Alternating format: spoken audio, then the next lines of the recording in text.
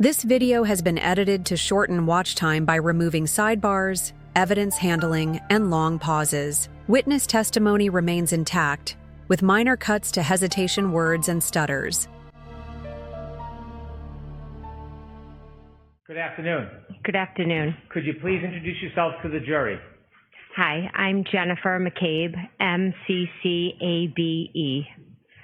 Ms. McCabe, how old are you? I'm 49 years old.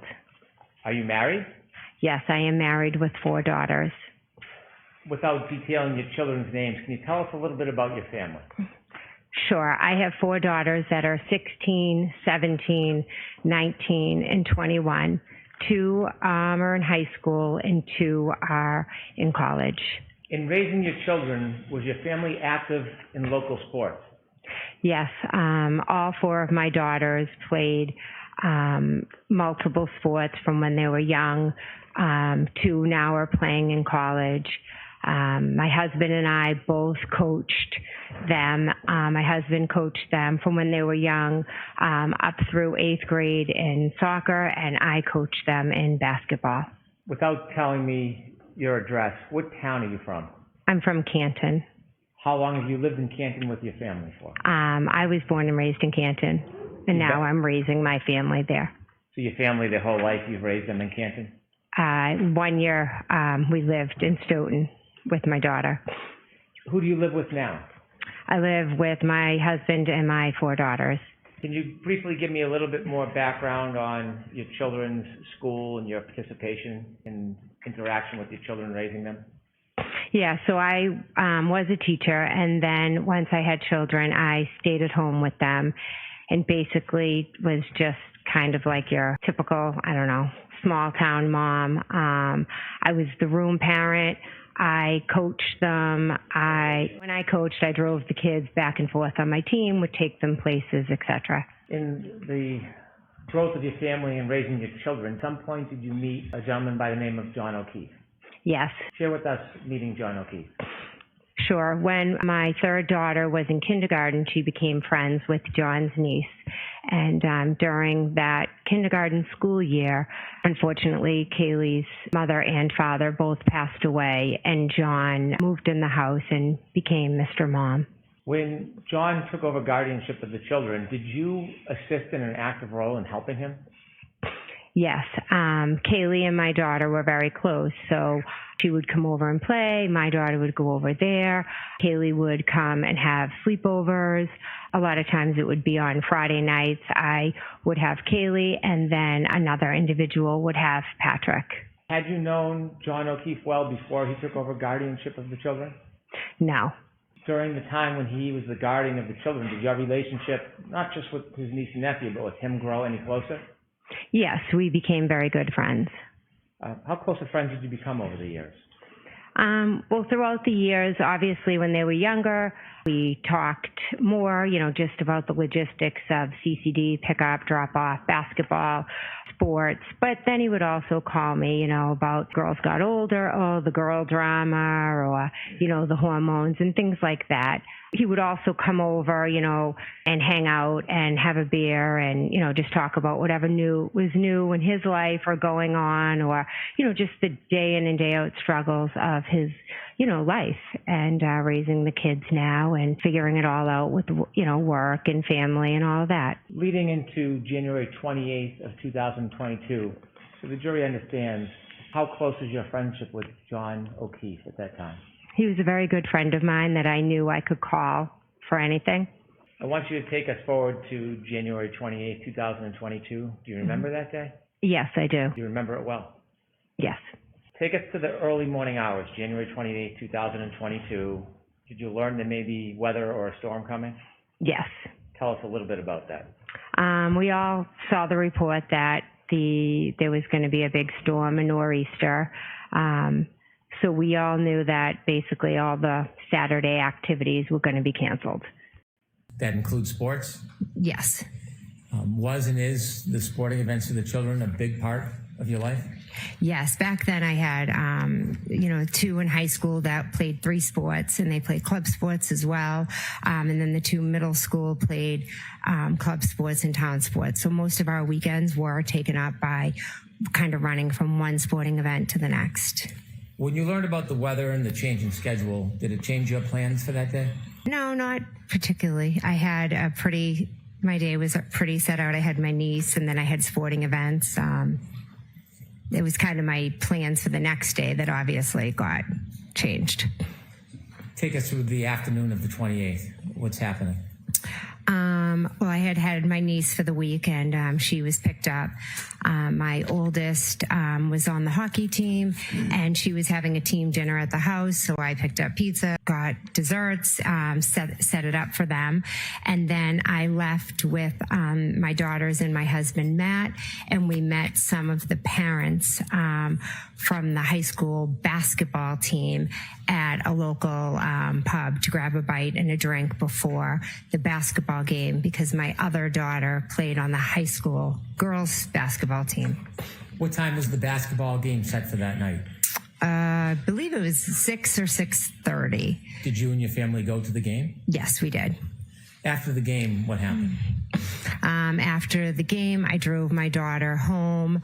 My sister, Nicole, sent me a text and said that she was going to be at the waterfall, and it was my nephew's birthday. He was going to meet up, and did I want to come by for a drink? What is your nephew's name? Brian Jr. It was his birthday that night? Yes, it was. When you received a call to meet with friends and family at the waterfall, do you remember what time that plan was made? I don't. My sister sent me a text at some point letting me know she was going to be there, so I don't know what time. After the game and after some time, did you go to the waterfall to meet your friends and family? Yes, I did. Describe very briefly, what's the waterfall? It's just a local town bar. Do you remember about what time you got to the waterfall? About 9 o'clock. When you got there, was there anybody there that you knew? Yes. Okay, now take us inside the waterfall. When you get there, who do you see? I walk in and I see Julie and Chris Albert, my niece Caitlin, my sister Nicole, and my niece's boyfriend Tristan. You said you saw Julie and Nicole Albert in the waterfall? Yes. Were you related to either of them? Nicole is my sister. So Brian Sr. would be your brother-in-law? Yes. Also, you mentioned there was a niece? Yes, Caitlin. Is that Brian and Nicole's daughter? Yes. You mentioned the name Tristan. What's his relationship to Brian Albert's niece? He's now her fiance. And was there anybody else I missed? That's all who was there. I'm not sure if Nick Kolakidis was already in there when I got there, or if he arrived right after. And then his wife joined us. So when you're in the bar and you see your friends, what do you do next? I immediately just, join them and sit down. Were you eating, drinking? I know I ordered a beer. They had appetizers on the table. I'm not sure whether I had any or not. Were you drinking alcohol that night? Yes. As you're spending time with your family, did the night grow? Yes. Did you stay at the table where everybody was eating, or did you move inside the bar? We were pretty much right around the table. Okay. Did anybody you knew join you or join the group at some point? Yes. A little while later, Brian Albert and Brian Higgins joined us at the waterfall. So when you first got there, was Brian Albert already there? No, he wasn't. Is that your brother-in-law, Brian Albert? Yes. And you said Mr. Higgins. Did you know Mr. Higgins? I had met him a few times when he was out with Brian. You had met him a few times before that night? Yes. Were you friendly with him? He was a friend of Brian's. Was he your friend? No, he was Brian's friend. You knew who he was? Yes. So when Mr. Albert and Mr. Higgins joined the group later, did they come directly to you, or did they stay somewhere else inside the bar? No, they came over to our table, I believe. How long were you in the waterfall for that night? Approximately 9 to around midnight-ish. About 3 hours? Yes. Do you have an estimate how many drinks you had, alcoholic drinks you might have had? I don't. I don't know. Okay. Maybe 2, 3. Throughout the night, were you feeling any effects of the alcohol? Not that I recall, no. When the group was together, you mentioned a number of people have joined. Were you joined by other people later? Yes. Who were you joined by later? John O'Keefe and Karen Reed. And you talked about your relationship with John O'Keefe? Yes, earlier, yes. Did you make plans with him, or did he just show up? I believe he had started the conversation about the night with Chris Albert. Chris Albert is a different Albert than Brian Albert? Yes. What's the relationship between them? Brian Albert and Chris Albert are brothers. Was Chris Albert there when Mr. Higgins and Brian Albert arrived? Yes. Actually, Chris, did I miss him? Because Chris was there with Julie. Did I? I'm not sure if I said that when I was naming everyone at the table. I apologize. You may have. Okay. So when you first got there, he was at the table with your sister? Yes, he was. When moments before John O'Keefe arrived with the defendant, what was the mood in the group? Cheerful. Good mood. Everybody was just out having a drink. We all knew the storm was coming tomorrow, and just a typical average night. Celebratory? Yeah. You said you were going to see Brian Albert Jr. for his birthday. Was Brian Albert Jr. at the waterfall when you got there? No, he was not. Was Brian Albert Jr. there anytime when you were at the waterfall? No, he was not. Without relating a conversation with some other person, did you have an understanding where Brian Albert Jr. was? He was at home. Did you historically or typically see Brian Albert Jr., your nephew, on his birthday? Yeah, typically we always, get together. We try to and do a cake for whoever's birthday it is, and then whatever, aunts or cousins are around, come over. When John O'Keefe arrived at the waterfall with the defendant, do you have a general estimate or a general estimate of what time they arrived? Approximately 11. When they first arrived, did you see them? Yes. Where did you see them coming from? I saw them walk in. When they walked in, did you react in any way? Yes, I was happy to see them. Why were you happy to see them? Because I loved John and I liked Karen. So you were happy to see John? Yes, very. You were happy to see the defendant? Yes. Do you remember your first interaction with either John or the defendant that night inside the waterfall? I believe John walked over to where I was, kind of to my end of the table, and then maybe Karen had walked to the other end of the table. But I would assume I probably hugged both of them when I saw them. I'm going to ask you not to assume if you don't know. That's okay. You said that you had known the defendant as well. Yes. Do you remember how long she had been dating John O'Keefe up until that point? I know I met her in July of 2020. Had you had a chance to spend time or interact with her over that time before that night at the waterfall? Yes, I had. And share with us some of the moments or some of the reasons that you would interact. The first time I met Karen, John had reached out. We would do pool days with him and his niece and his nephew. So he had told me he was dating a new girl and he wanted to bring her over. He said that she had multiple sclerosis. I also have multiple sclerosis. So he thought that would be something we could, we would talk and bond over. I said, yeah, great, bring her over. So her and John and Kaylee and Patrick came over. We had a pool day. I liked Miss Reed immediately. I thought we hit it off. It was really great, talking to someone my age that also had MS, because I didn't really know a lot of people who have it. So it was really nice to have somebody to relate to. Then moving forward, we would see them, if it was my daughter's birthday party, when it was time for pickup, they would come in, have a couple drinks. Same thing for like a Halloween party, after basketball games. So you spent time both with John and Miss Reed? Yes. Did you spend time with the defendant separately without John around? No. Did you become friendly with her? Yes. And were you friendly that night? Yes. After John and the defendant entered the bar and you agreed, did you interact or spend time with Miss Reed at the waterfall? Yes, I did. And speaking of the defendant, do you recognize her here in the courtroom? Yes, I do. Could you kindly point to her and describe an article of clothing she's wearing? She's sitting right over there with a black shirt or a blue.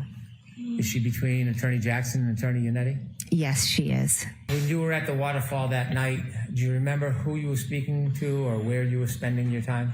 As to earlier in the night or after? I'm sorry, after Mr. O'Keefe and the defendant arrived.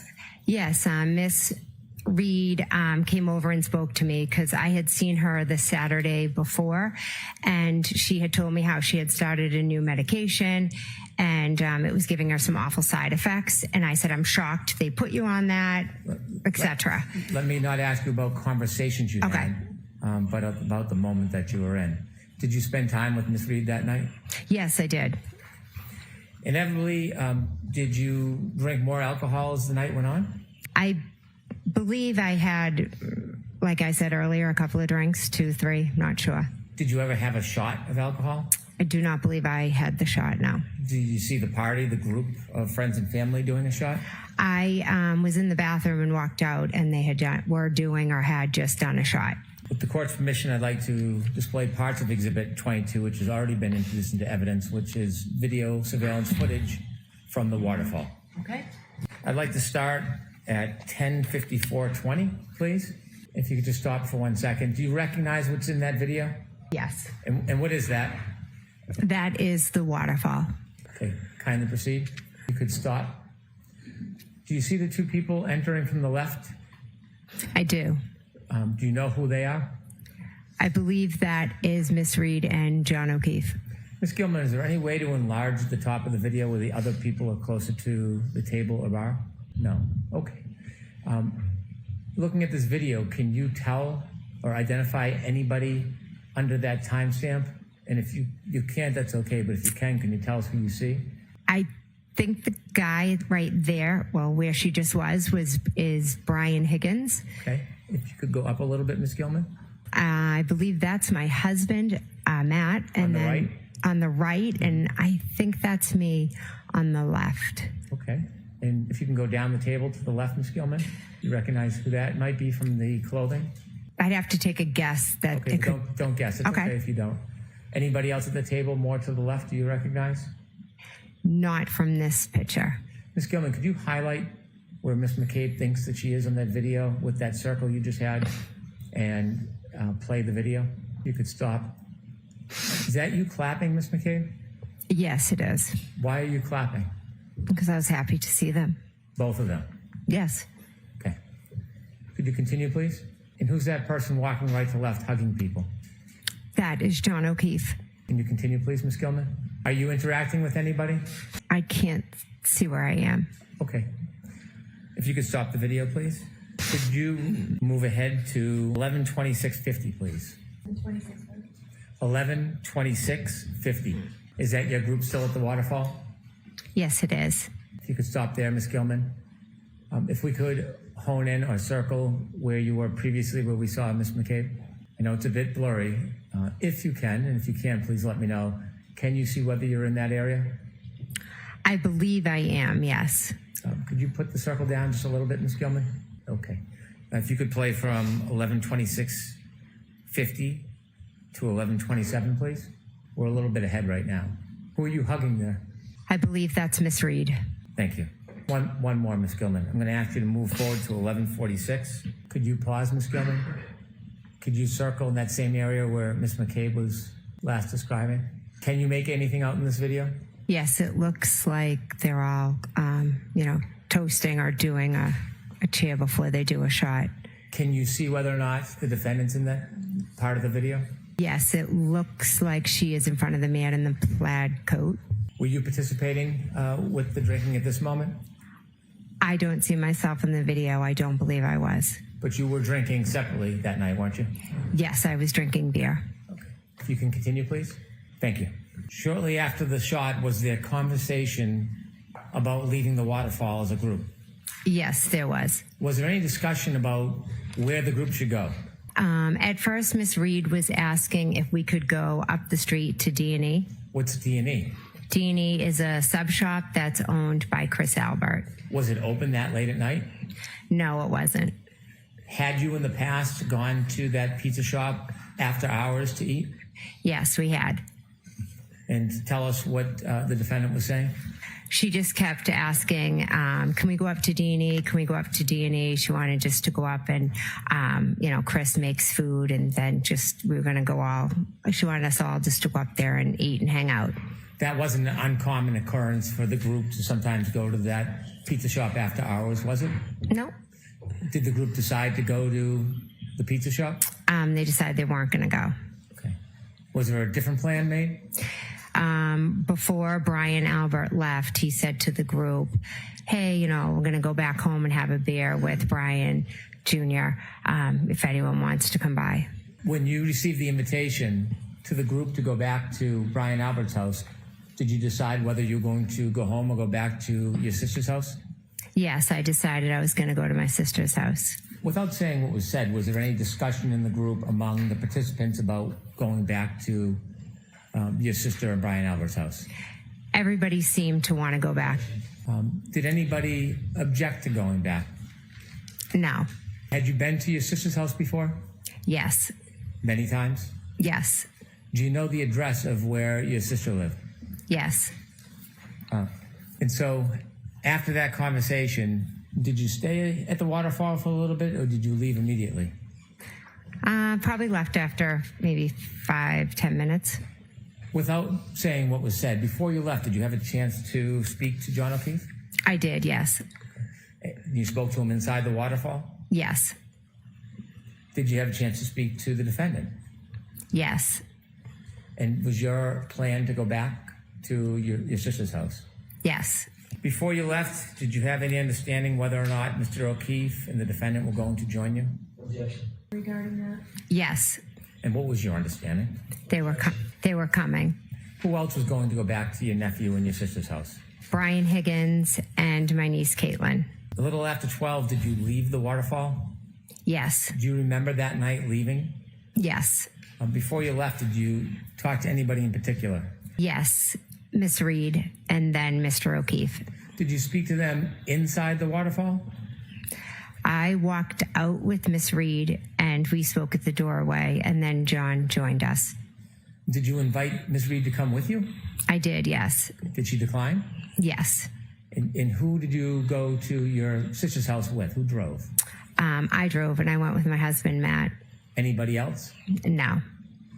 Do you remember what time it was that you were speaking to Miss Reed about going to your sister's house? After midnight.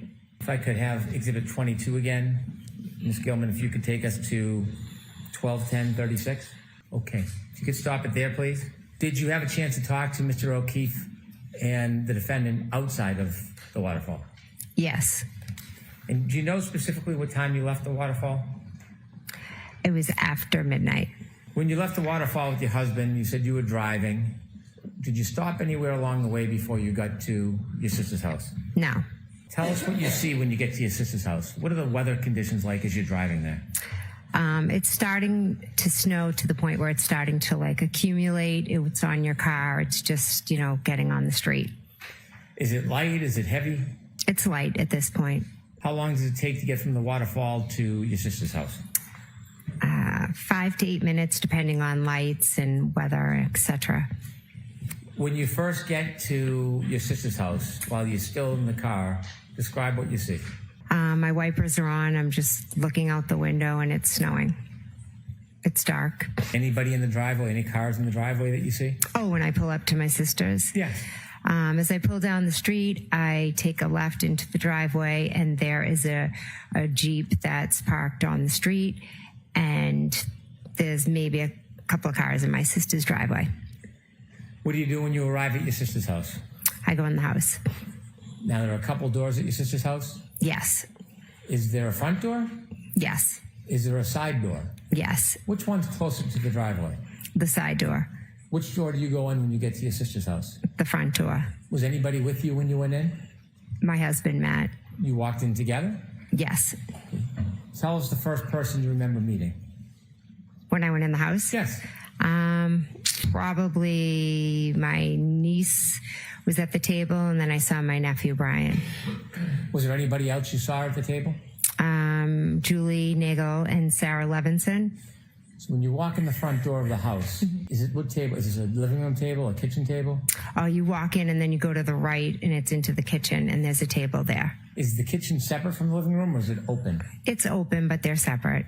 Can you see the kitchen table when you walk in the door if you turn and look right? Yes. And when you go into the kitchen, you said there was a woman by the name of Julie Nagel, Yes. and then another woman, Sarah. Yes.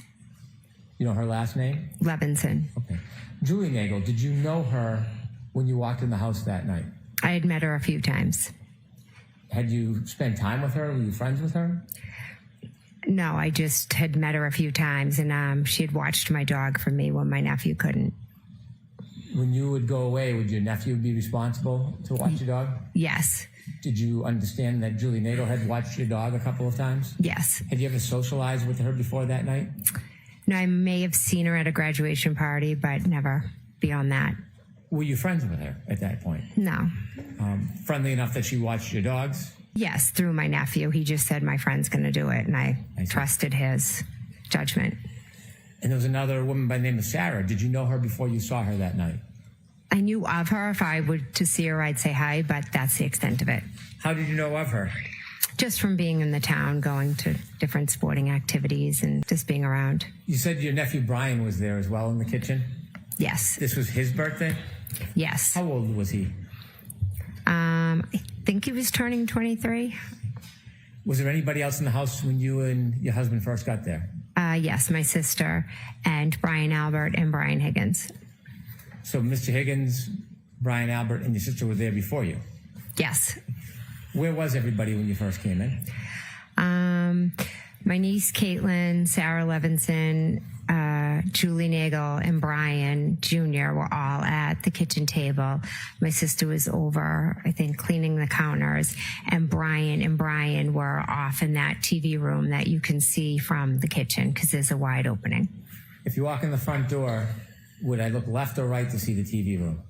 You look right to the kitchen, and then through the kitchen's the TV room, but you could look, and when you walk in, you can see because it's open. Is the TV room in any way have a relationship with that side door? Yes, it does. If you were to walk in the side door, would you be walking into the TV room? Yes. Okay. When you saw your nephew Brian Jr. and his friends, are his friends about the same age as him? Yes. Were they drinking? Yes. Was there music? Yes. And when you went in, did you spend time with the group? Yes, I sat right down and started talking to them. And when you were speaking to them, did you have any drinks that night? I believe they brought me over a White Claw, but I didn't have more than a sip of it. I really wasn't. I was at that point where I just didn't want another drink. As you were in the kitchen, were you expecting anybody else? We had mentioned it to Karen and John, and I had actually just spoken to John, so I was expecting them. So when you saw John O'Keefe in the waterfall, that wasn't the last time you spoke to him? No. You had spoken to him, was it on the ride to your nieces? To your sisters? Yes. Did you call him or did he call you? He texted me and I believe asked something like, where to? And since I was driving, I called him. When you called him, what did you tell him? What did you guys say? I just said they live 34 Fairview Road off of Chapman. Do you know if John O'Keefe had ever been to the Albert home before? I don't believe he had. In that conversation, how long did that conversation take? It was quick. Was there any other conversation that you had with him other than that one conversation? Yes, he called me back and he was trying to find it. Trying to find the address? Try to find the house on Fairview. Did he ask you for help trying to find the address? I'm not sure his exact words, but yes, he needed help. And so I just said, I told him, just go down the street, go by Bella's house. It's at the bottom of the street. So you used Bella's house as a point of designation to try to guide him to get to your sister's house? Yes. Tell us who Bella was to John. Bella is my daughter and John's niece friend. So Bella is friends with my daughter and John's niece. Okay. And was there any relationship between Bella's mother and John that you knew of? Thank you. May I? Yes. That second phone conversation you had with John, do you know about what time that was? I don't. It would be after 12:15, but before 12:30, approximately, between that. Were you still driving when you had that conversation? Yes. And at some point you told us you arrived at your sister's home and went in. Yes. Okay. I'd like to move forward now to when you were inside the house. Tell us generally when you first got there and saw everybody, what were you doing? I just sat down at the table. I started talking to them. We were listening to music. Typical night. Anything stand out as far as music or interaction with the group? No, we were just laughing, telling stories. At one point, I'm not sure if it was at some point, my other nephew had been over my house and had shown me this video on his phone, and it was a family inside joke. The video, it was a music video from a long time ago. And so I was telling my other niece and nephew, oh my gosh, you have to see this video. It's hysterical. And then we started playing it and watching it. What was the video? It's Raining Men. Did that get a lot of playtime during that get-together? Well, I have one sister who sometimes has a little too much to drink, takes out an umbrella, and will dance. So it's a family joke. While you were at your sister's house, what area of the house were you spending time in? And I was in the kitchen. What was the mood of everybody in the house, as far as you remember? Everybody was in a great mood. Was there any fighting? No. Any arguing? No. Any violence? No. Was it a celebratory mood? Yes. As you were in the house, were you waiting for anybody else that you expected to come? Yes, I was expecting John and Karen to come. At some point when you're in the kitchen, or let me ask you a little background. As you're in the kitchen of that house, can you see outside from the kitchen area? They had blinds or something down, but if the blinds were up, you could see out. Were the blinds up? No. At any point, were you able to see outside from inside the house? From the front door, yes. Does the front door, is it glass? Yes. At some point when you were with everybody in the celebration, did you have a chance to look outside? Yes. And when you looked outside, what did you see? Saw a dark SUV out front. Did you know whose SUV that was? I believed it was Karen's. Could you see who was in it? No. At that point of night, what does the weather look like from the front door? It's dark and it's snowing, and I could see, brake lights. Did you see if that SUV moved at all? I didn't see the SUV actually move, but I saw it in a few different locations. How many times did you look out? Can't give you an exact number of how many times I looked out. I can tell you I saw the vehicle first straight out from the front door.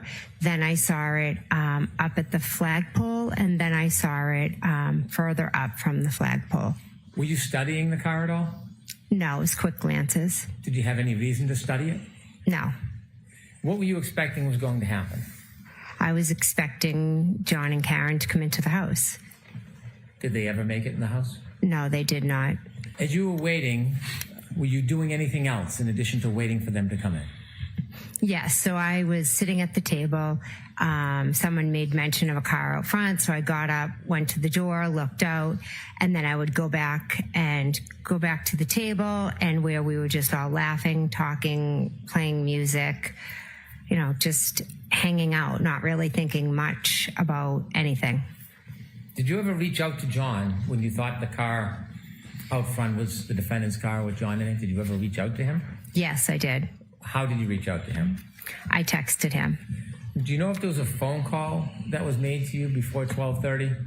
A 7-second phone call? From John? Yes. I don't. You mentioned you had spoken to him about directions. Is that the last time you heard his voice? Yes. When the car was out front, did you exchange text messages, or were you simply texting him? I was texting him. Do you remember what you were texting him? First time I said here. What do you mean by here? Was that exclamation point? Hair question mark, because that's when I saw the car. You were wondering whether that was him? Yes. Did you send any other text messages that you can remember? After I saw the car move locations, when I saw it go up to the flagpole, I said, pull behind me. And do you remember any other communications you had with him? Was he texting you anything? No. Did he ever text you again that night? He never texted me again. Never called again? No. Did you continue to text him over the next 15, 20 minutes? I did, yes. And so at some point, did you realize that John O'Keefe and the defendant weren't coming in the house? Yes, when the car was gone. Did you ever go outside through the storm down to the flagpole to speak to them? No. Why not? Why would I? I was just asking. I had no reason to. So when you were in the house, at some point, did you notice that that car was gone? Yes. Were you marking the time or keeping track of it? No. After you didn't see the defendant's car anymore, did you stay? Yes. How long do you think you stayed for at the house? I stayed till about around 1:30, 1:45-ish. Did anybody else come in the house up until 1:45? No. Did people leave at certain times?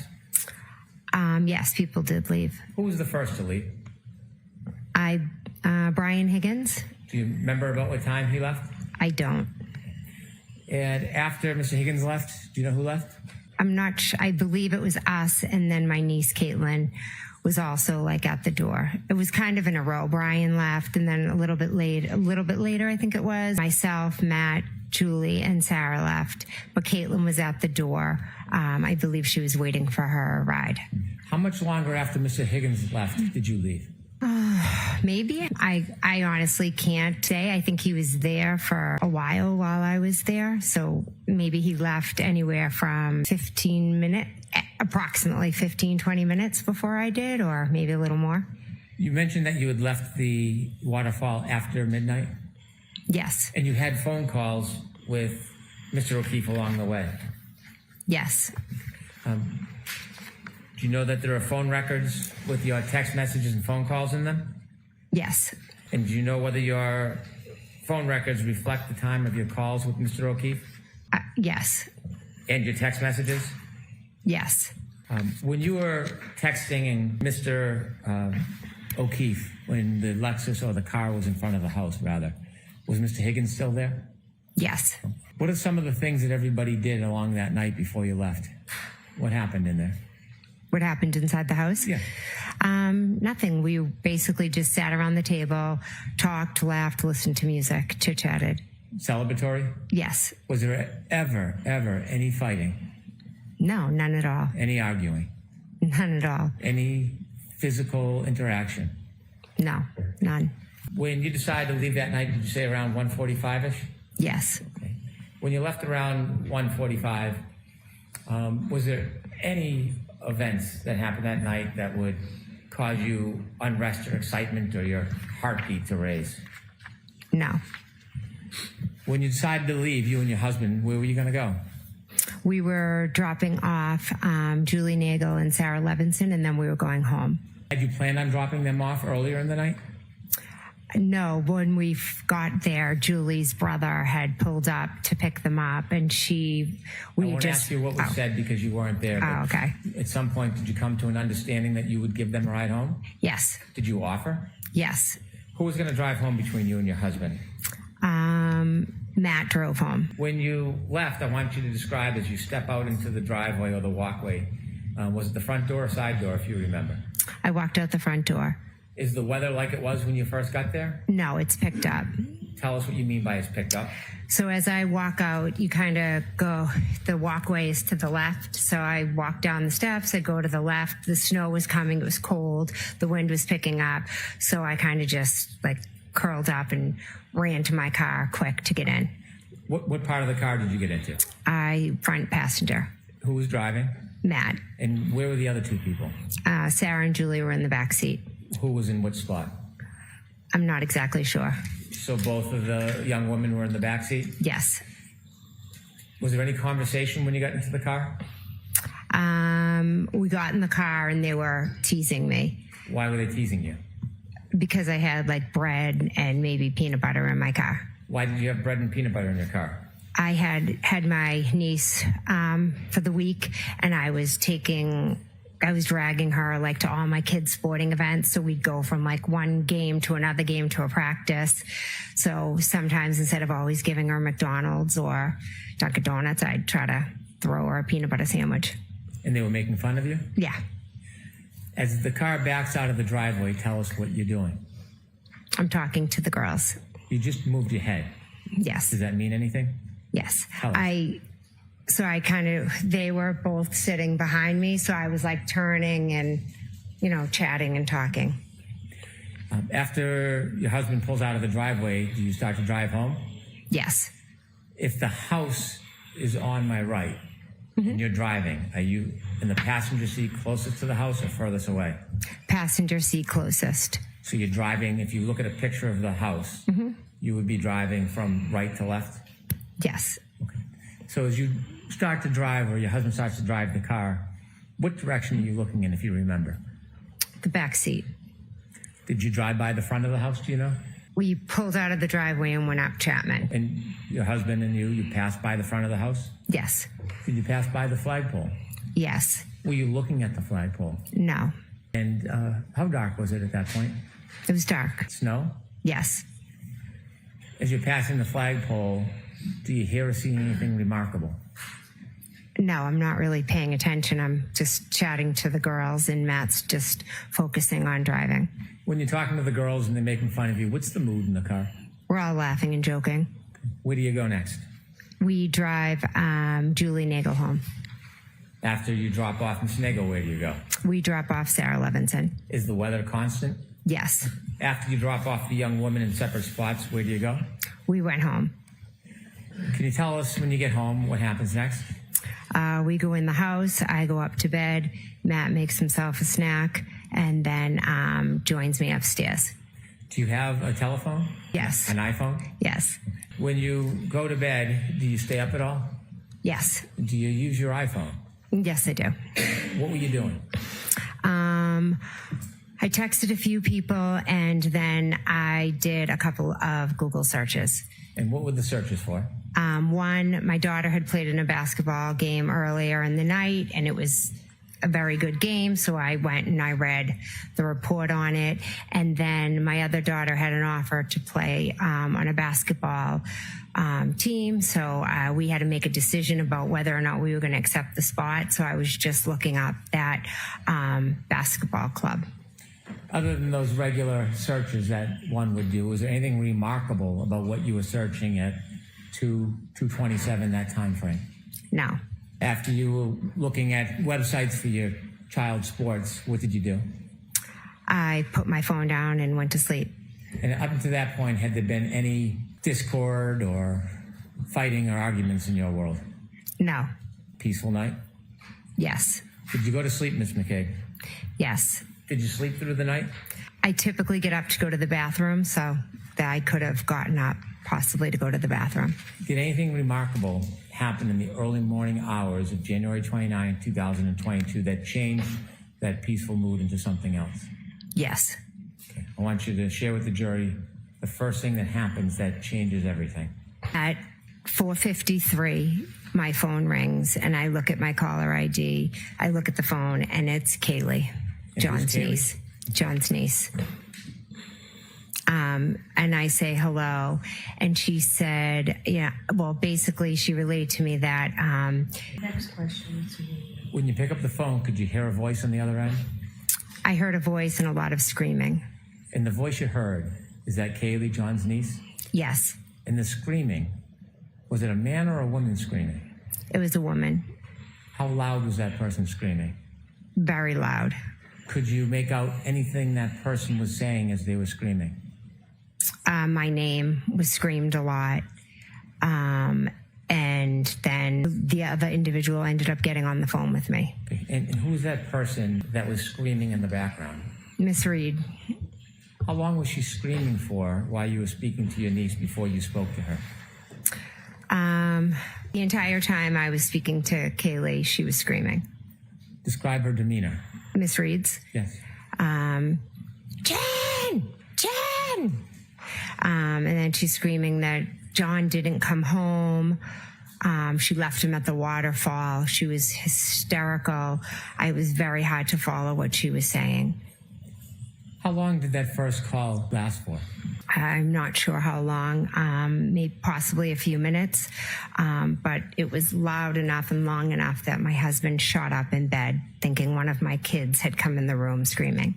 Without saying what your niece said, could you describe your niece's demeanor when you first spoke to her? I mean, John's niece's demeanor. I would say Kaylee sounded concerned, uneasy. Okay. During that phone call, other than the screaming and the screaming of your name, did the defendant give you any information other than she had dropped John off at the waterfall? They had gotten into a fight. She had left him there and he didn't come home. And when you were woken up, were you in a sleep when you were woken up? Yes, I was sound asleep. What was your mental state like when you first woke up and got that call? Well, I had been up late. I had taken my medication that I take for my MS, so I was definitely a bit groggy when I first woke up. So immediately I just wanted to help her. She was hysterical. Kaylee was upset. So I went into that kind of mom mode of what can I do? How can I help? So I immediately was like thinking, okay, well, if you left him at the waterfall, let me think who was still there, or... Did you ask the defendant or did you walk up? I asked the defendant, and she told me it was Carrie Roberts. Did you meet Carrie Roberts face-to-face in your driveway that morning? Yes, I wouldn't say we met. It was more of a... the plow was coming, so then she was having to like move down the street, and then either Karen called her or she called Karen, but they were on the phone, Karen's phone over the car, so they started talking. Did you get into the defendant's car? Yes, we did. I got in the car with Miss Reed. When you got in the car, you were in the driver's seat. Was Miss Reed in the passenger front? Yes. You said there was an open call. Is this something you could hear on a speaker? Yes. At that point, had you had a chance to go and look at the taillight of that car? No. Did you have any interest in the taillight at that point? No. There was an open call between who? Karen and Carrie Roberts. Can you describe what you heard in that call? Karen was saying that she wanted to go to Fairview, and Carrie Roberts was instructing her that no, we weren't going to be going to Fairview, and she kept saying, we got to go to your sister's house, and Carrie Roberts said, no, we're not going to be driving around in this weather in two cars. Let's go back to John's. Let's go to Meadows. Let's go see if he's there. That was kind of the conversation. And then Karen was doing a lot of screaming, and Carrie was kind of yelling back at her to shut up. Who was taking charge of the situation that morning? Carrie Roberts. Were you in charge of it? No. Did you weigh in or make any decisions on where you were going to go next, or were you just a listener? I just listened. Carrie said that Carrie's kind of a take-charge person. She said, we're going to Meadows. So I said, okay. I drove to Meadows. Now, at this point, you didn't know Carrie Roberts other No. than that meeting? Yes, correct. And you agreed to follow her? Yes. So tell us what happens. Take us through the drive. She might have followed me. I'm not sure, but we drove back to Meadows, pulled into the driveway. So you knew where Meadows was? You had been there many times for the kids? Yes. You think Miss Roberts may have followed you? Yes. What was the weather conditions as you were driving? They were awful. It was, I was driving very slow, cautiously. It was dark. It was hard to see. It was that type where the snow is like coming at your window. How long of a ride was it from your home to John's home? Approximately 5-6 minutes. Was there any other phone calls while you were in the car with Miss Roberts, or did the phone calls end? I believe that was it. Can you describe the defendant's demeanor on the trip from your house to John's house? She was just screaming, yelling things. It was almost like everything she said 3 times. And she just went from one thing to the next. She was quite hysterical. Do you remember what she was yelling about? About going to Fairview, asking, could she have hit him? Did I hit him? How many times did she raise the question, did I hit him? Could have I hit him? A good amount. Did you ever speak to her about that? No. At some point, did you finally get to John's home? Yes. When you got to John's home, who pulled in the driveway first? I did. Where did you pull in respect to the driveway? I just pulled straight in next to the garage. Did you see where Miss Roberts went? I believe she pulled in behind me. After you pulled into Meadows, John's home, and you stopped, what happened next? We go into John's house. When you went to John's house, Did you all go in the same way? Yes, we went through the garage. And before going into John's home, did you do anything? Before entering into the house? Yes. I took off my shoes. You took off your shoes? Yes. Why did you do that? Because you always had to take your shoes off at John's. He didn't want you to track. He would have yelled at me for tracking snow in his house. Did you see if Kerry took her shoes off or not? I believe she did. Did you see whether the defendant took her shoes off or not? She just walked right in. How would you remember that? Because I thought it was strange. What was your purpose when you went into the house? What was the number one thing that you were worried about? We were looking for John. Anything else on your mind when you went into his house? Also, I knew Kaylee was there. Now, at this point, did you have a close relationship with Kaylee? Yes. Do you still? Yes. What did you do when you went in the house? Where did you go? I walked through the kitchen, and then I kind of peeked into the TV room. I walked through the dining room, and then before I went up the stairs, I kind of peeked into a living room. I went up to the top of the stairs. I peeked into John's room, and then I went into Kaylee's room. Did you ever see John? No. Why did you go to Kaylee's room? Because I wanted to go check on Kaylee. Did you have a chance to speak to her? I did, yes. Okay. What was her demeanor at that point? She was very, she was in the bed. She was holding on to her phone. She was terrified. Was she screaming? No. Did you provide her any comfort? Yes. I told her that I was going to go out. I told Kaylee that I was going to go out with them and I was going to find John. And I promised her that everything would be okay. At some point you left Kaylee? Yes. Where did you go? I went back downstairs and then we went out to look for John. Before you left John's house that morning, did the defendant show you anything? Yes. When we were out in the driveway, I had thought it was when we went in, but I think it might have been when we came out. But regardless, at one point when we were in the driveway at Meadows, Karen showed myself and Kerry Roberts the cracked taillight. Did you or Miss Roberts get close to the taillight at that point?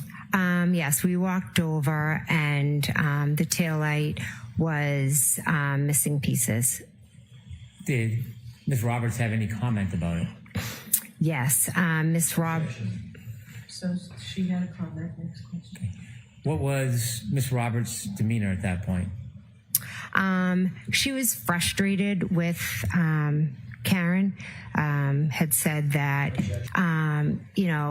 had said that Karen basically was telling her to shut up. You were so drunk, you could have hit anything last night. And then Kerry, I remember just thinking, all right, let's go. And I remember Kerry thinking, someone's going to get. You what Kerry, oh, sorry. We don't want to think what somebody thought. Okay. I want to know what you heard and what you saw. Mm-hmm. Okay? Yeah. All right. At some point when you were looking at the taillight with missing pieces with the defendant and Miss Roberts, did you see Miss Roberts point anything out? Yes. Share that with us. She pointed a piece that was sticking out and was concerned that someone was going to catch their coat or something on it. And during that time when the defendant is showing you the taillight with missing pieces, was she saying anything about it? No, not that I can recall right now. You mentioned at some point she was saying, did I or could I have hit him after you left John's house? Was that in the car or before you got in the car? I know for a fact it was definitely in the car, was one of the times, yes. Now, Miss Roberts' car is parked behind the defendant's car in John's driveway. Yes. Was there a decision made to take one or two cars? One car. What was the plan? The plan was to get into Kerry's car and to go and look for John. I wanted to go thinking, let's go to Tom Beatty's, but Miss Reed was pretty adamant that we go to Fairview first. You said that at times there was some arguing or bickering, or Miss Roberts was raising her voice to the defendant? Yes. Who made the decision to go to Fairview? Ultimately, Kerry said, all right, we'll go there, almost like to shut her up. When you got in the car, where was everybody? When you got into Kerry Roberts' car, where Yes. was everybody sitting? Kerry was driving, I was in the front, and passenger.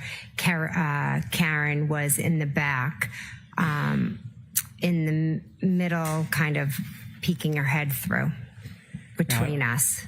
I want you to take us through the ride from John's house at Meadows until you first get to Fairview. So as you pull out of, or Kerry Roberts pulls out of John's driveway, what is the mood inside that car? I'd say it was starting to get tense because Karen was just continuously screaming. Kerry was trying to focus on driving, and Karen's behavior in the back of the car was a bit erratic. When you say erratic, can you just give some detail what you mean by that? Yes, she would go from sitting back to leaning up in between us, and she would yell Kerry's name 3 times. Then she would yell my name three times. And then she would yell, could I hit him? Did I hit him? Over and over again. When she was repeating these questions or phrases that she was yelling, did you respond in any way? I don't believe I did, no. How about Kerry? Kerry was telling her to shut up and to buckle up. Was she buckled? I don't believe so. You began your drive from Mr. O'Keefe's home at Meadows to Fairview. Is the weather getting better? No, it's getting worse. Is the visibility still difficult? It was terrible. You began that drive to Fairview. Was there anything that you were doing on the way? Yes, I was just kind of looking out the window intently to see if I saw anything. What were you looking for? I guess John, which I know it sounds crazy, but I didn't know where the hell he was. Did you have any difficulty seeing from the car the side of the road? Yes. Did you see what direction Ms. Roberts was looking when she was driving? Well, she, it was hard because she needed to focus on driving because the conditions were that bad.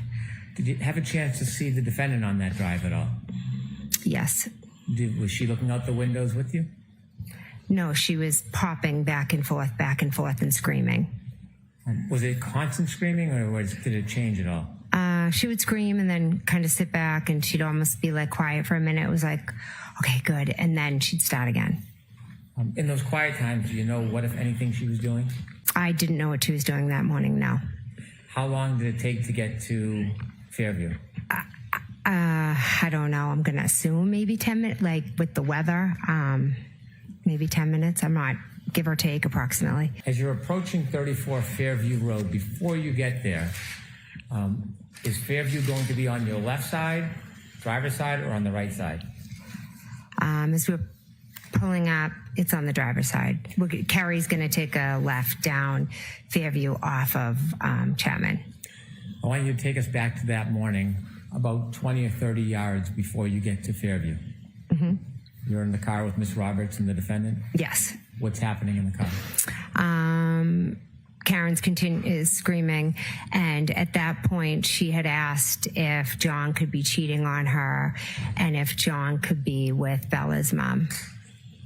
And then what happens? Didn't know what the hell she was talking about. I was like, what are you talking about? Why would he be with Bella's mom? And then Kerry said, well, do you think he could have walked to, there was another woman years before that John had dated who lived on the next street over to her house. Okay.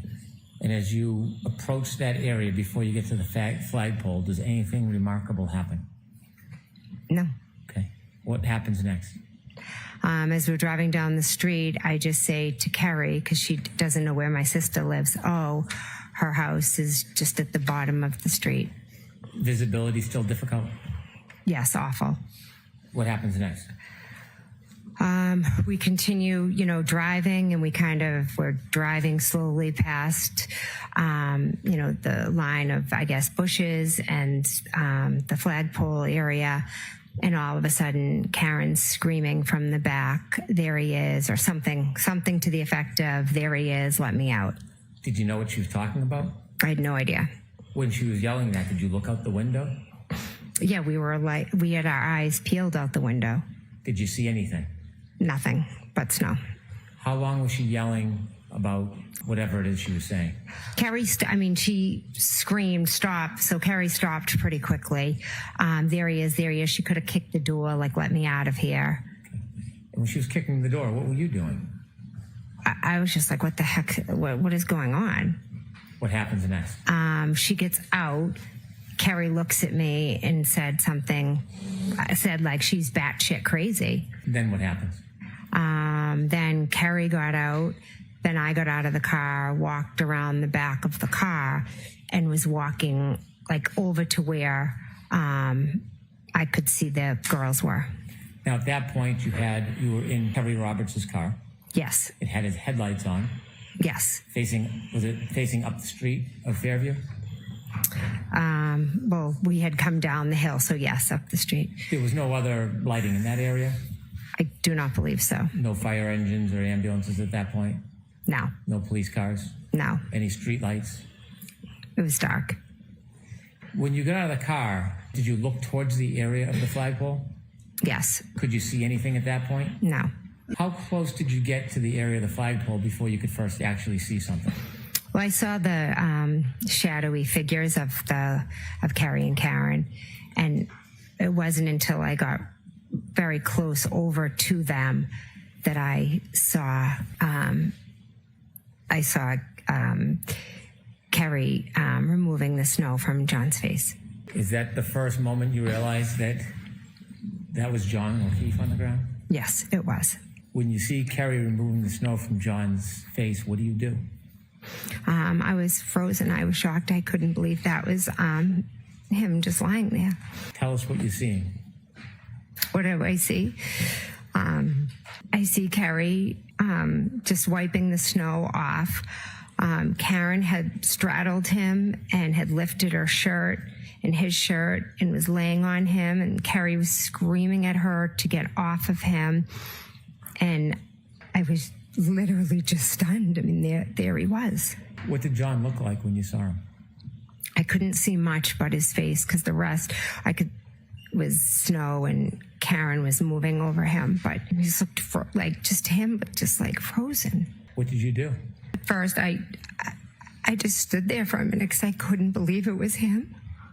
And then Carrie Roberts and I made eye contact, and I knew. I was like, all right, I'm going to call 911. But I think I knew in that moment that John, was dead. Did you call 911? Yeah, I started to call 911, and Carrie and Karen were just screaming.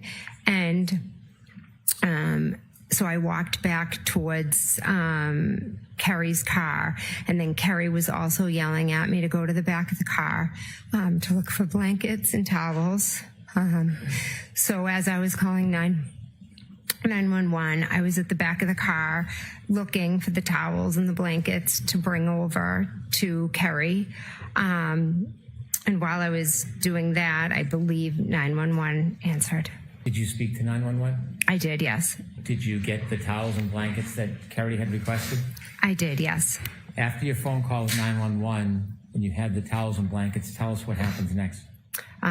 So after I called 911, I went back over to Carrie, Karen, and John. And at that point, Carrie asked if I would take over compressions.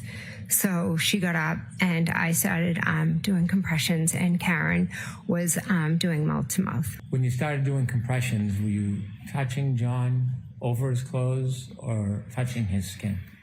I don't remember.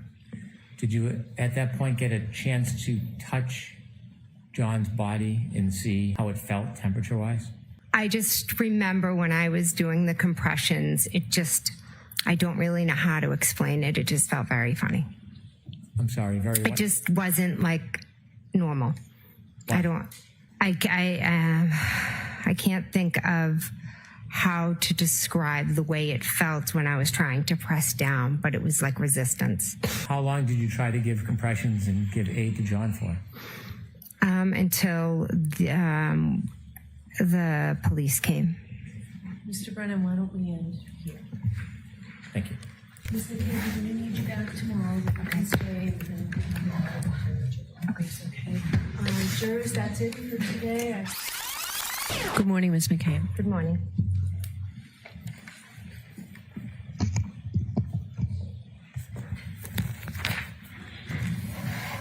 Good morning. Good morning. Before you take us back to Fairview Road, I want to ask you a couple of questions about John's house at Meadows. Are you familiar with his house? Yes. Have you seen the front of his house before? Yes, I have. Are you familiar with his driveway? Yes. Are you familiar with whether there's any surveillance system at Mr. O'Keefe's house? Yes. May I approach, Your Honor? Yes. Ms. McCabe, I'm showing you what has been previously marked as Exhibit 6. Do you recognize that photo? Yes, I do. And what is it? That's John O'Keefe's house. Could we provide Exhibit 6 for the jury, please? That screen, is that Mr. O'Keefe's home? Yes. Marked as Exhibit 8. Do you recognize that? Yes. And what is it? That is the side of Mr. O'Keefe's house, the two garage doors. Is there any indication of surveillance? Is this a Ring camera right here? Yes. I want to show you Exhibit 10. Do you recognize what's in that photo? Yes. What is it? It is the driveway at John O'Keefe's.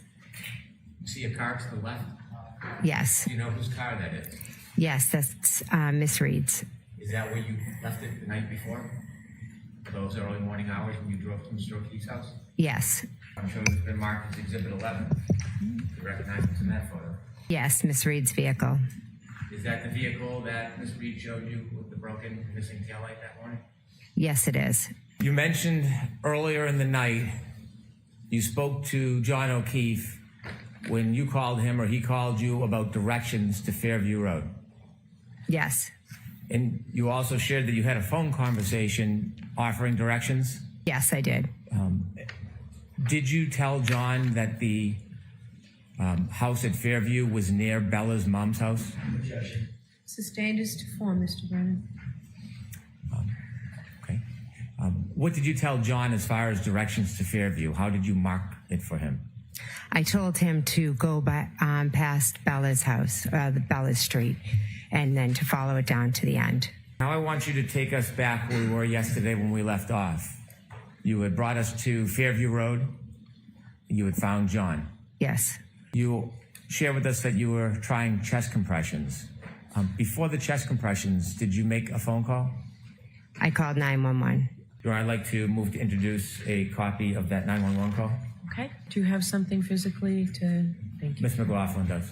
Thank you. With, Thank you. with the court's permission, I'd like to play Exhibit 45. Yes. 911, what's your emergency? Immediately to Road, Camden, Mass. What's going on? Yes, 34. I just pulled up behind it. Okay, 34 Fairview? 34 Fairview, Camden, Mass. Yes. 911. Yes, there's a man unresponsive in the snow. Okay. What's going on? Is he face down? Okay, how old is he? John is 46 years old. 46, how long has he been outside? I don't know. I don't know. He got out of the car and Is he breathing? a couple of hours. Is he Terry? Is he? I don't. I don't know if he's breathing. There are two women. Okay, can you just try to ask him? I know it's tough, but we CPR, do they want to attempt CPR? Yes, he's got CPR. No, I guess he's gone. Okay, they don't feel comfortable doing so? No, I think he's passed away. I'll hang up with you, and if anything changes, you can give us a call back. Where are you guys outside? Right up front of the car. I know, I'm on the phone, but Terry, you gotta get off of him. You know if there was any alcohol or drugs involved? Okay, is there any bleeding or anything? Maybe in his head? Is his head out? Yes, possibly. Okay, bleeding from the face. All right. Now, okay, one moment is doing CPR. Yes. CPR. That's right, but we're on. Ms. McCabe, describe your mental state when you were speaking to 911. I guess the best way to describe it was I was in shock. My heart was racing. I was trying to be as helpful as I could and get the information to the most important information out as quick as I could to the 911 operators, but also the scene there with Karen and Kerry was a bit chaotic between the two of them.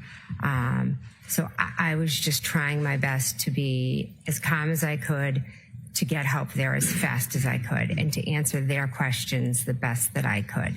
Before you told the 911 operator John O'Keefe's name and his age, you said there's a man in the snow. Do you know why you chose those words? I think I just wanted to get out the most specific details. So a man in the snow versus, John O'Keefe and into a story. I think I just was get the details to them as fast as possible to get help there to him as fast as possible.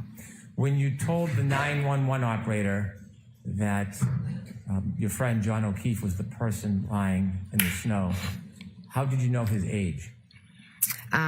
We used to joke because he was a couple months older than me.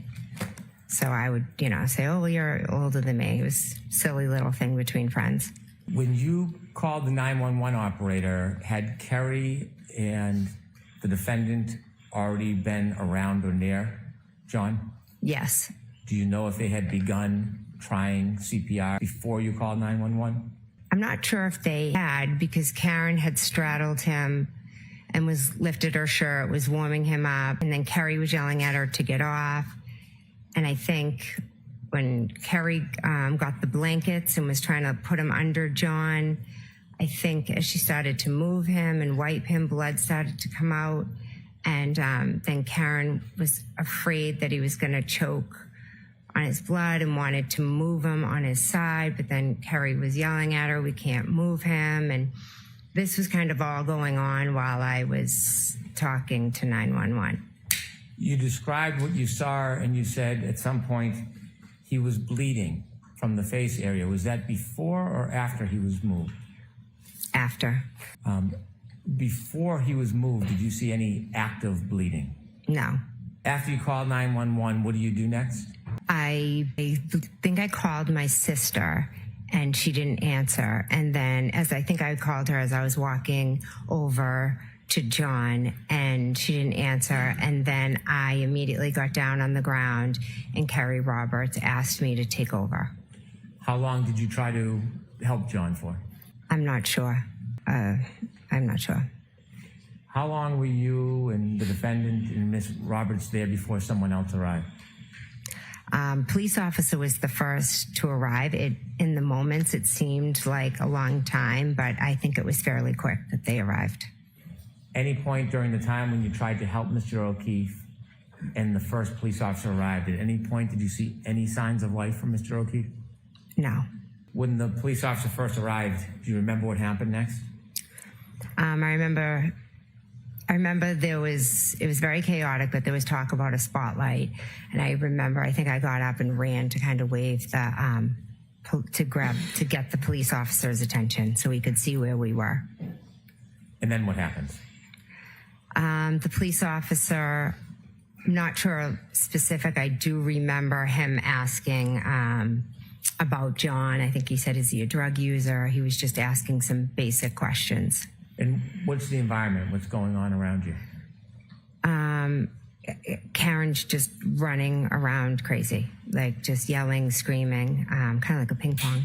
What are you trying to do? I was just trying to talk to the officer. I guess I just went into this like type of mode of, all right, I have to just talk to him, get the information out, figure out like how we can best help John and like what happened to him and try to save him ultimately. And what happens next? More officers begin to come, fire and EMT. So the scene becomes active with a lot of different presence. John, I think they lift John onto a board at one point. The officers are asking us questions. Karen's kind of coming over, talking to the questions, and then kind of just running away, and then she just runs back over. She's doing a lot of screaming, a lot of repetitive, is he dead? Is he dead? Is he dead? Could I have hit him? Did I hit him?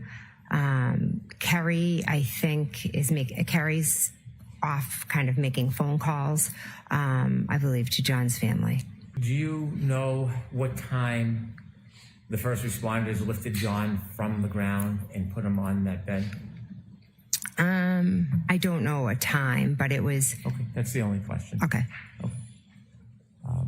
You heard your 911 call. Do you know the time of that 911 call? Not off the top of my head, no. At some point, did you talk to a number of different people at the scene? Yes. And who were you talking to?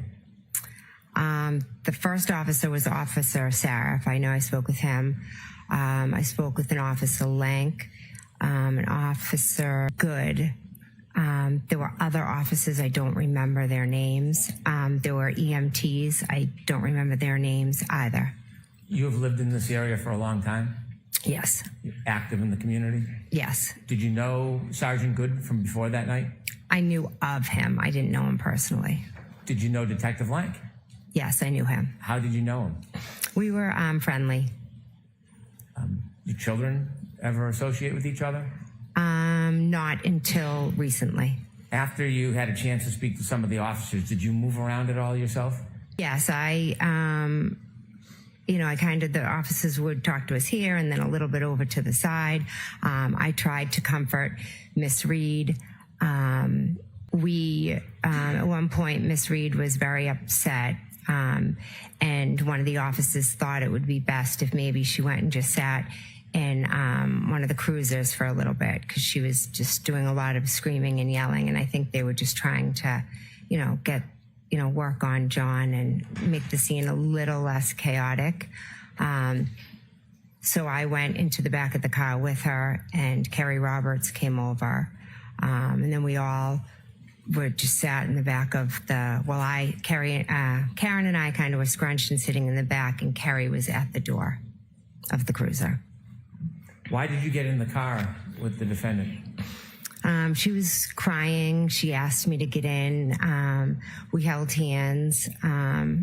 We prayed. She did have blood on her hands, and she said, could I have gotten my period? Who's going to take care of the kids? She just kind of was all over the place. And then at one point, we saw them moving John towards the ambulance. And at that point, Miss Reed started yelling to Miss Roberts, go check on him. Are they working on him? Is he dead? Is he dead? And at that point, myself and Miss Reed got out of the car, and she started yelling and pulling on me to Google hypothermia and Google how long it takes for somebody, to die in the cold. When the defendant first asked you to Google an inquiry about hypothermia, were you still inside the police cruiser, or were you outside? Outside. What was the weather? I know it's an obvious question, but how cold was it? It was very cold, windy. The snow was blowing. As I stated, I have multiple sclerosis. So when I'm out in either extremely hot or cold temperatures, I lose the feeling and sensation in my fingers, which obviously made the Googling very hard for me to do because of my, motor skills. So when you were outside of the car with the defendant and she had asked you to do a search regarding hypothermia, did you try to do that? Yes, I did. Do you know the exact time from your memory? Not from reading or learning, but from your memory. Do you remember the exact time you did that? No. Was it after the police came that morning? Yes. Had you ever attempted to search about hypothermia any time before that moment, that morning? No. Or that day? No. That week? No. Was this the first time that morning after the defendant asked you to search that you searched that phrase? Yes, it was. And did you complete your search and get a result? So I don't know what came up, because I think as I entered it, I think I misspelled things. And so then I think I tried a second search.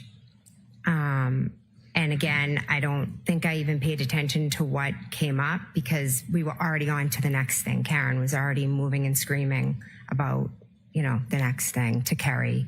Are they working on him? Is he dead? Did the defendant move somewhere from the point when she first asked you to try to Google about hypothermia to something else? She was next to me, and then I think she took off. Like, she kept kind of running off. And what did you do? I believe as they were I think I stood there, I believe as they were putting John into the ambulance, I went back kind of to the original spot where we had been talking to the police. And at that point, a new officer might have come because I remember talking to multiple officers there. At some point, did you go back towards the area of Ms. Roberts' car? Yes, that's where I'm referring to. Sorry. At some point, were you with the defendant when she spoke to an officer and a first responder? Yes. Do you remember if the first responder was a man or a woman? I remember there was a woman right next to us, yes. Do you remember if that was before or after the defendant asked you to search about hypothermia? I'd be guessing if I then don't. Don't guess. When the defendant was speaking to the first responder, the woman, were you near? Yes. Did you hear or do you remember the defendant saying anything to the first responder? Yes. What did she say? She told the first responder, I hit him, I hit him, I hit him. When she told the first responder, I hit him, how did you react? I was like startled, kind of like, what are you saying? What are you talking about? Did you say anything to the defendant? I think after the second or third time she was saying it, I was like, Karen, like, what are you saying? Why were you trying to interrupt her? Because I thought she was just talking crazy, and I'm saying, why is she saying she hit him? Were you trying to look out for her? Yeah. Sustained. I'll strike it. You can ask it differently. What was your motivation for trying to interrupt the defendant making the statements to the first responder? Karen was hysterical, irrational, kind of. I'll move on. Okay, I'm going to see counsel at sidebar for just a minute, please.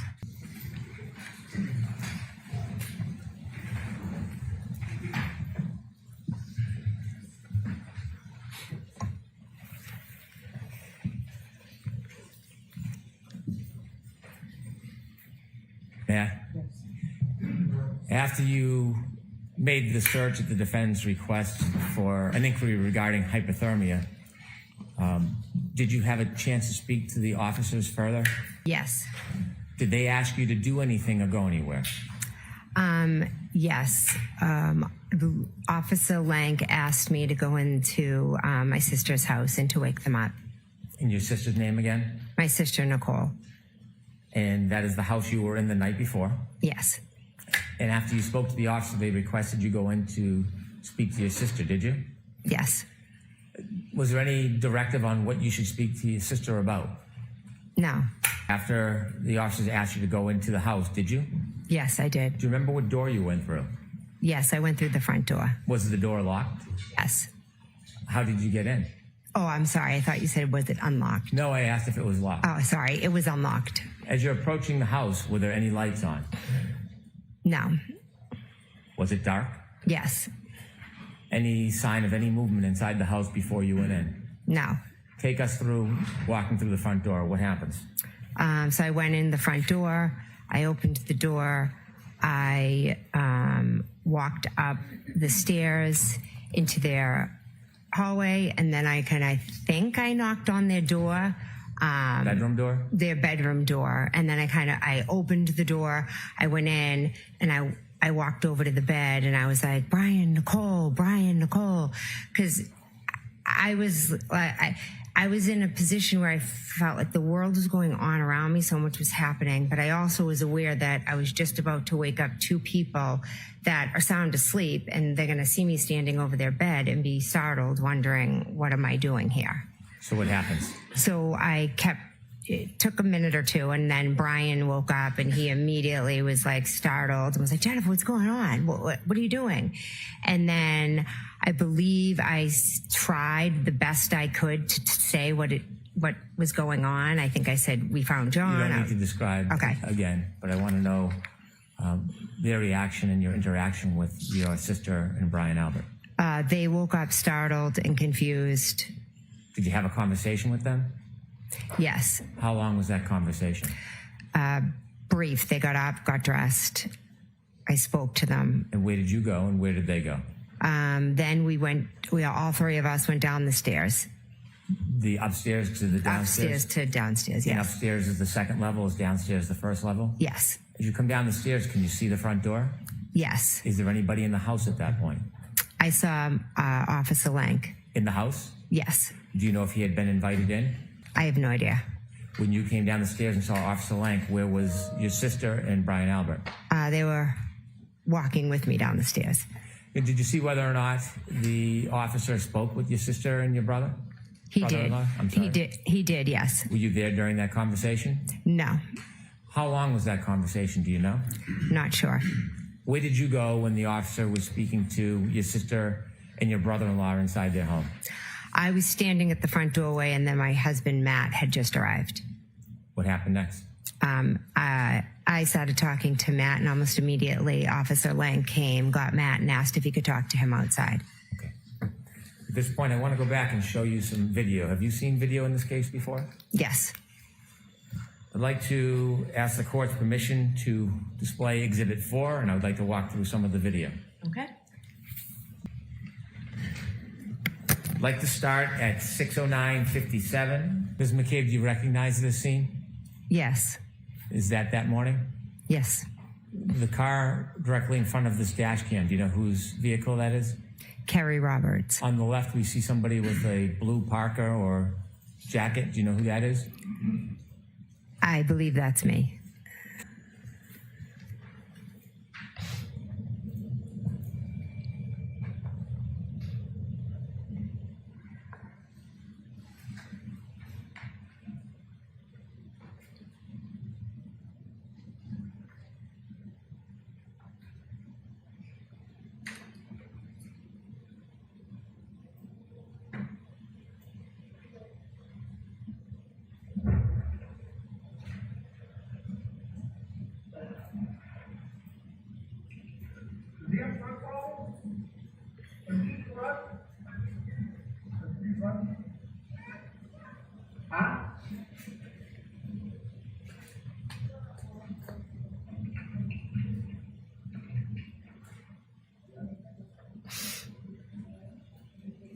Does that fairly depict your first interaction with law enforcement? Yes. Do you see the flagpole in that video? Yes. And is that the area where you found John? Yes. I'd like to move forward in the video. It's 6:14:45, please.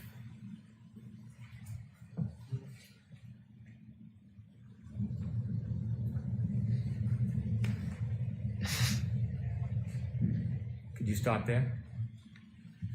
Can you identify people on that video from right to left, if you can?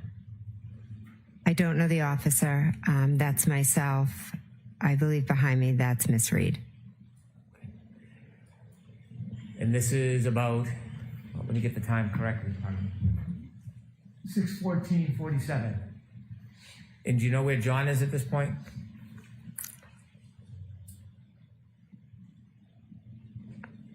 Are they lifting him to the left? Okay. Please.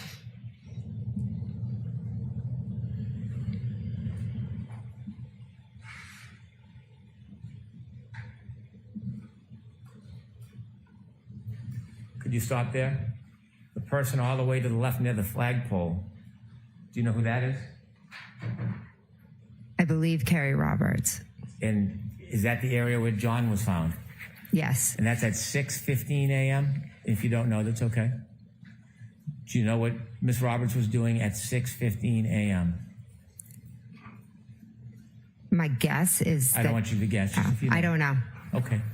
Now, you're over to the right. Is that you? Yes. Okay. Continue, please.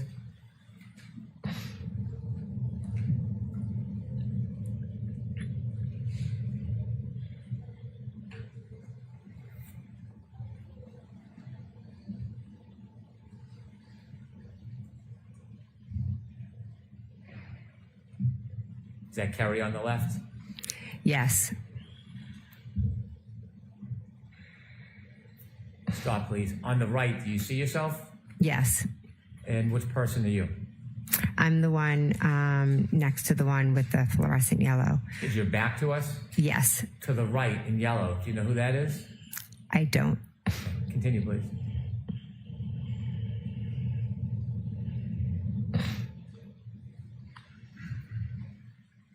Continue.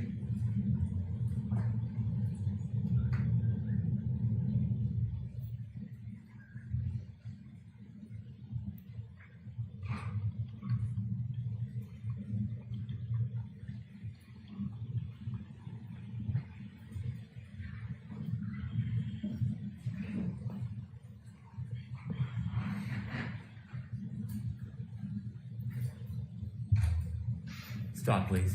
Do you see the defendant move from the right to the left? Yes. Do you see the yellow jacket? Yes. Do you know whether or not that's the woman first responder? I believe so, yes. Do you know why the officer moved the defendant over from right to left? I don't. Okay, continue, please. Stop. At that part, is there a conversation between the defendant and the first responder? Yes. Are you listening? Yes. Continue. Stop. Do you see the officer that was with you in the group? Yes. Do you see him now turned away from the group speaking to somebody else? I do. Continue, please.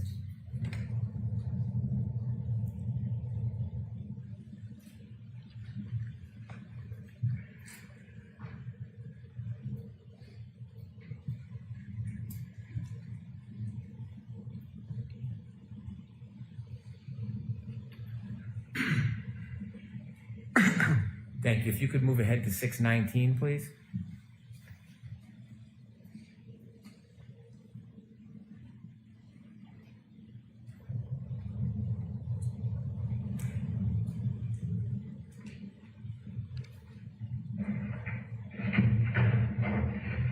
Is that you, Ms. McCabe and Ms. Roberts? Yes.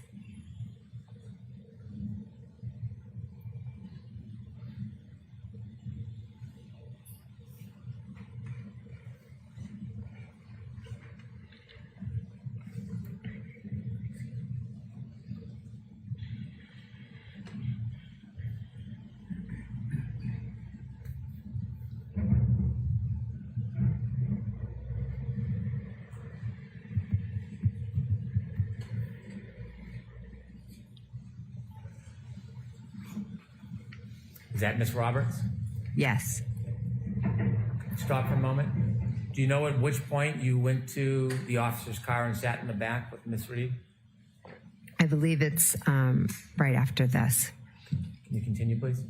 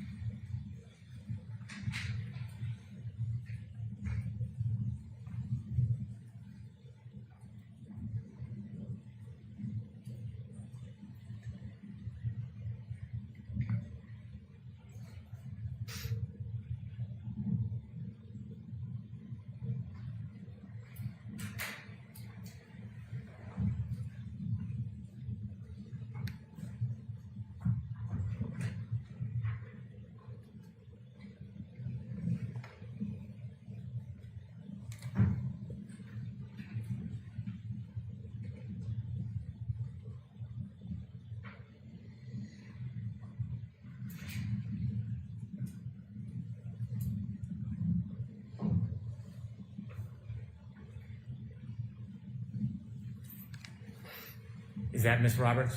Yes. Okay. Stop, please. Was it before or after that moment that you sat with the defendant and Ms. Roberts stood outside the car and you prayed?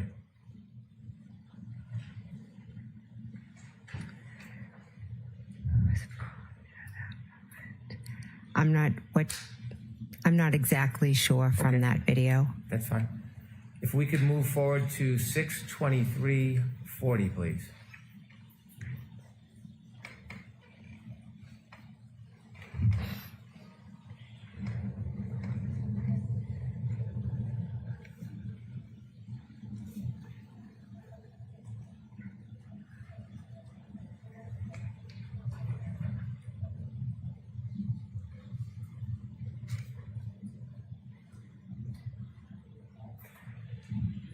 At this time, are you still with the defendant behind this car in some spot? Yes, I am.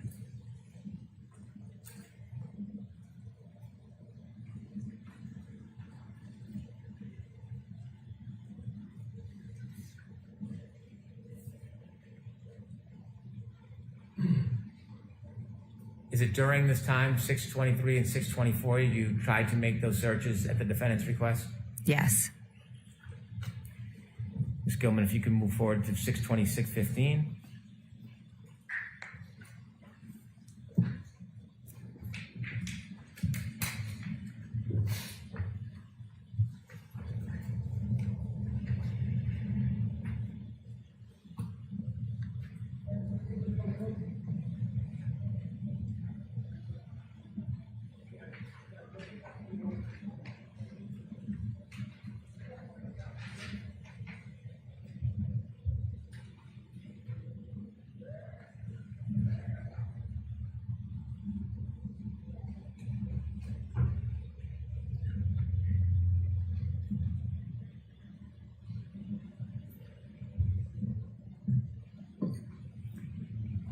Pause, please. Ms. McCabe, do you see anybody returning to Ms. Roberts' car in that area? Yes. And who did you see? I saw myself, and I'm standing outside of the car speaking to Officer Lank. I saw Kerry go up and near her car. I'm not sure if she went into it. And I saw someone walk Miss Reed into the car. Is it around this time you have a conversation with Mr. Lank? Yes. And what does he tell you again around this time?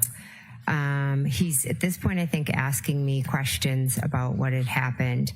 And then soon after, he asks me to go into my sister's house. Ms. Gilman, if you can fast forward to 6:34:15, please.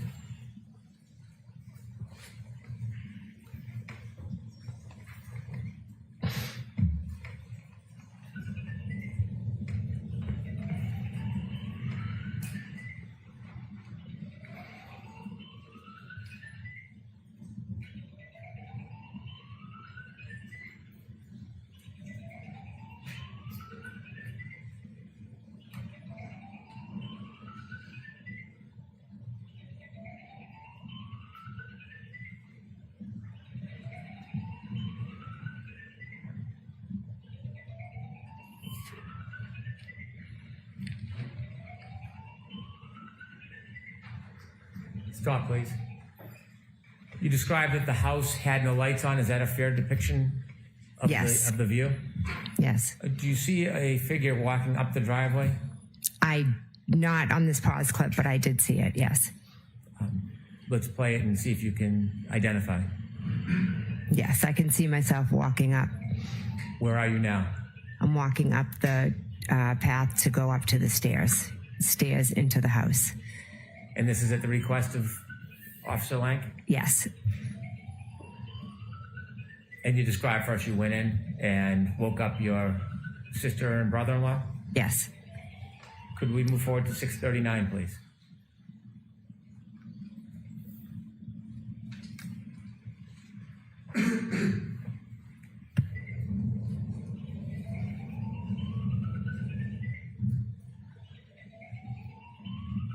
Stop. And do you see something happen with the house at that point? Yes. Okay. And what happens? Light went on. I'll note it's 6:39:08. Thank you, Ms. Gilman.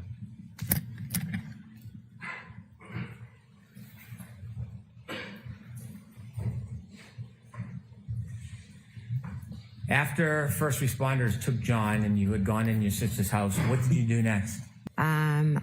Next, after Officer Lank spoke to my husband, Harry Roberts, her and I had a conversation. She was going to go pick up John's parents in Braintree. At first, I had told her I would go with her, but then Officer Lank said that one of us had to stay at Fairview to speak to the, I believe it was the state troopers that would be coming. Did you stay at Fairview? I did, yes. What was your mental state at that point? Again, I was in shock. The best way I can describe it is the feeling of I'm present and everything's going on around me, and I'm just trying to process and make sense of everything. Did you speak to your sister about what happened? Yes. Did you speak to your brother-in-law about what happened? Yes. And were they giving you any comfort or support? Yes, they were being very comforting and supportive. As you were waiting at Fairview, did anybody else come to the house? Well, my husband, Matt, had arrived. A little while later, Julie Albert had arrived. She was dropping something off, and then Brian Sr. called her in. Is Julie Albert the wife of Chris Albert? Yes, she is. And Brian Albert and Chris Albert are brothers? Correct. When she arrived, did you talk to her? Yes. Were you in a group? Were you talking to people privately? No, we were all sitting around the kitchen table. And why were you talking to everybody? We were trying to figure out what had happened. They were trying to be supportive, trying to help me. What was your mood? I was extremely concerned. I was calling Kerry, trying to get updates about John. I was worried about John, his family, about Kaylee. At that point, did you know whether John was going to live? I had a very strong, I think deep down I knew that John was gone. But, you know, until you hear it, I think there was that little bit of hope maybe. Did you speak to anybody but Kerry, who was not at the home that morning? I believe I spoke, Miss Reed. You had a conversation? Yes, I spoke to her when she was in the ambulance. Did you speak to her again later that day?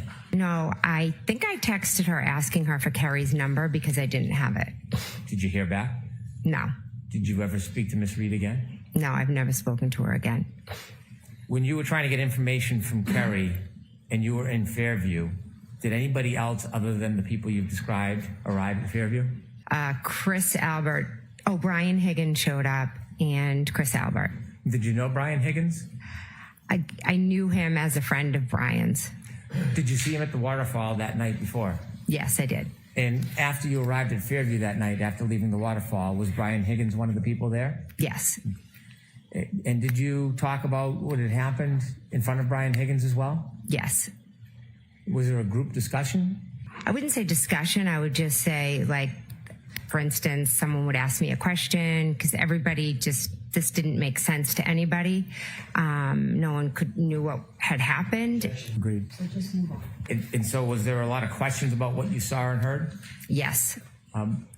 You mentioned earlier that you felt like you were in a state of shock. Did you feel like you were still in that state, or were things changing mentally? Little by little, as I sat there, I started things started coming back to me that had been said to me earlier. Did something significant come back to you about what happened earlier, or what you heard? Yes. And what is that? When Miss Reed stated to myself and the female, I hit him. And did anything else over the course of that morning come back to you about that moment? Throughout, when I was still at Fairview, or throughout the day? Still at Fairview. I believe that was maybe the main thing. I can't be sure what memories came back. When you remembered the defendant's statements to the first responder, did you decide to do something with that information? Yes. Officer Lang had said if I, remembered anything or needed anything before the state, the state police came, to give him a call. Did you? I did, yes. And you knew Officer Lang? I did, yes. Were you comfortable calling him? Yes, I was. Did you tell him the information that you had remembered?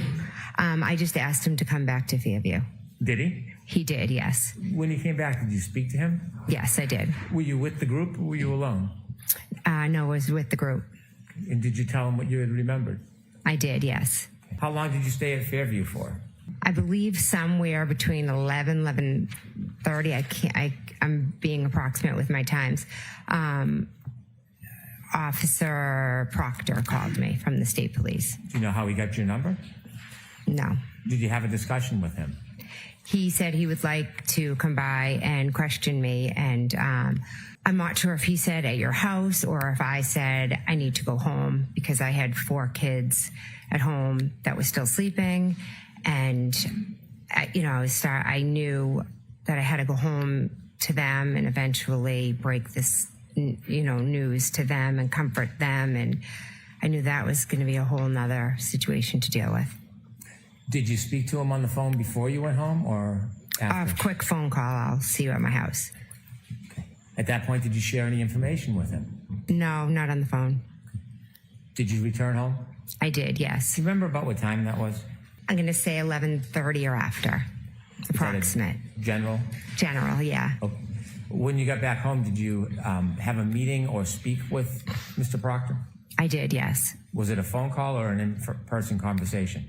He came into my house with Officer Buchanan. Okay, him and Trooper Buchanan came in? Yes.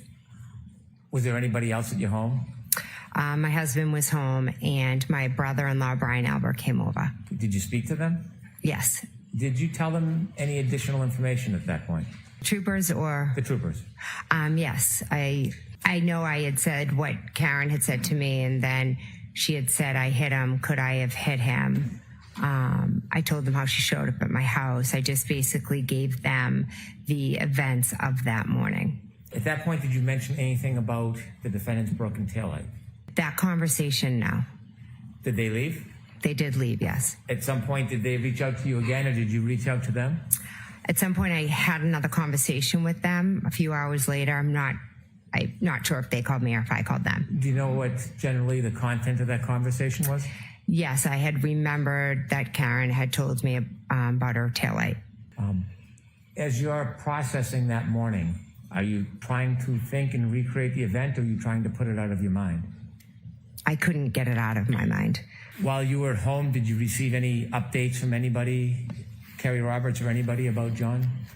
Yes, when I was still at the Alberts, Kerry had given me word that, John had passed. Then once I got home, I know different friends who were starting to hear. Without saying that, without content, were you receiving contacts, calls, text messages from other people? Yes. And were you reaching back out to other people? Some, yes. At some point, did you go over to Meadows Road? On Sunday, I did, yes. Was Sunday the next day? Yes, it was. Why did you go over to Meadows? Kerry and I went over with my daughter and her daughter to see the family and to offer support and our sympathy. You said you and Kerry. How did you get there?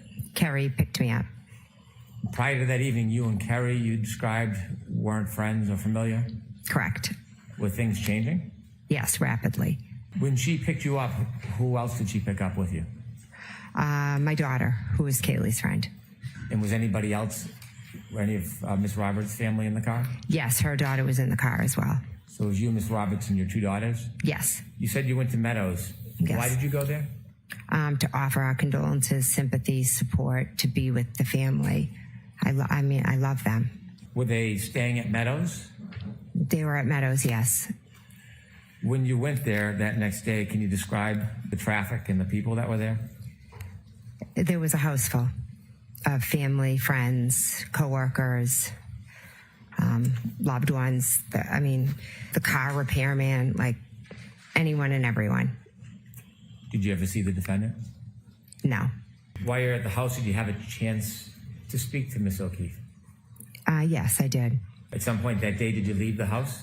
Yes. Who did you leave with? Kerry and my daughter stayed to be with Kaylee, and we left with her daughter. Where did you go? We were heading home, but then we ended up dropping off her daughter at her friend's house. Now, who's her daughter?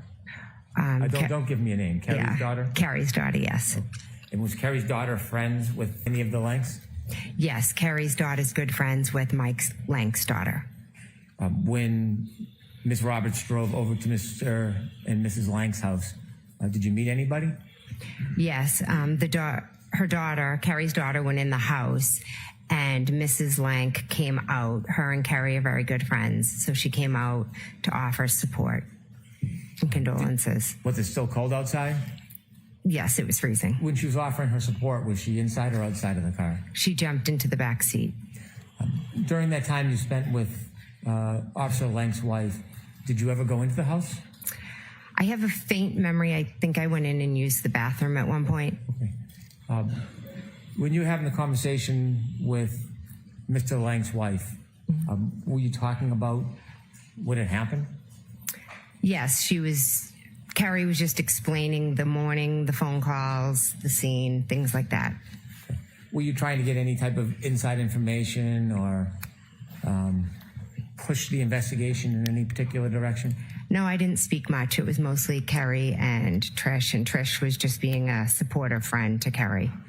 At some point, did you get together with Miss Roberts and try to memorialize what you had saw or thought that morning? Yes.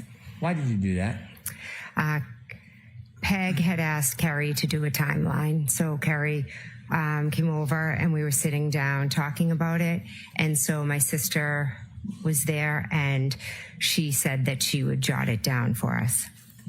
And so when you got together, it was at the request of Mrs. O'Keefe? Yes. When she made that request of you, asked you to do that, did you question why? No, she wanted us to do it, so I did it. Why?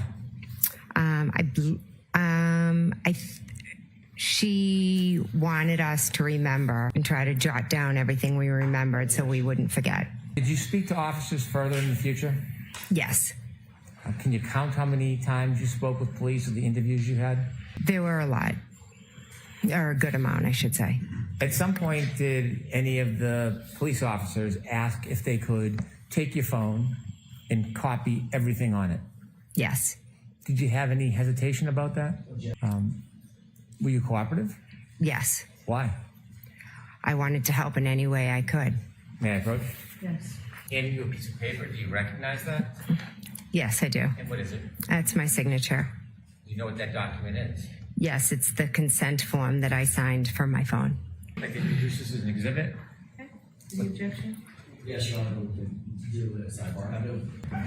After that day when you met with Miss Roberts, and you try to memorialize your memory about what had happened, after that date, have you discussed what happened that morning with other people?